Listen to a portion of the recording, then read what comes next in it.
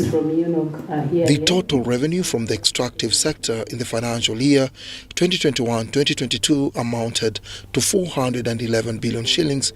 Of these, the mining sector contributed 250 billion shillings, while the oil and gas sector's contribution amounted to 161 billion. This was disclosed at the release of the Extractive Industries Transparency National Report by the Uganda Extractive Industries Transparency Initiative Secretariat. The EITI standard encourages the systematic mainstreaming through the disclosure of the relevant data and information from the sector players. Challenges we face with companies is we don't have any legal requirement that forces them or that compels them to give us this information. So we are just depending on their goodwill. And yet, without their information, the report is not complete.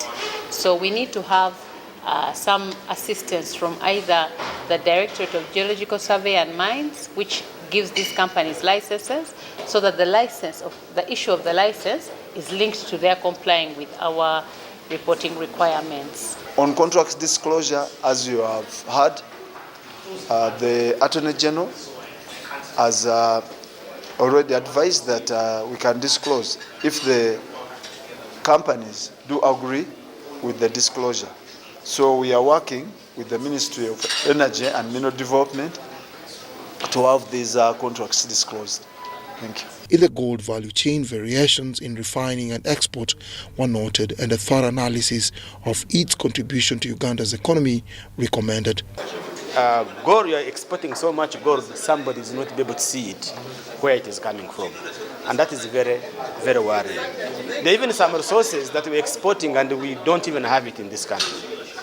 So what is the implication of that? The implication is that, number one, is that there are people who are not providing us the right data. You might be finding actually that you are getting 1 ton of gold and you only declared half of it. And that is a loss to government. That's very important. Or actually, you are mining a mineral and you're not declaring it at all, only at the export, because you have a board that is going through. So these loopholes and gaps, we are asking government to be able to address them. The EITI report also recommends the enhancement of the payment flow identification. Uganda Revenue Authority is urged to implement more specific payment identification to ensure that revenues related to the extractive sector are comprehensively compiled and accurately categorized based on their specific tax types. Dennis Igoa for UBC News.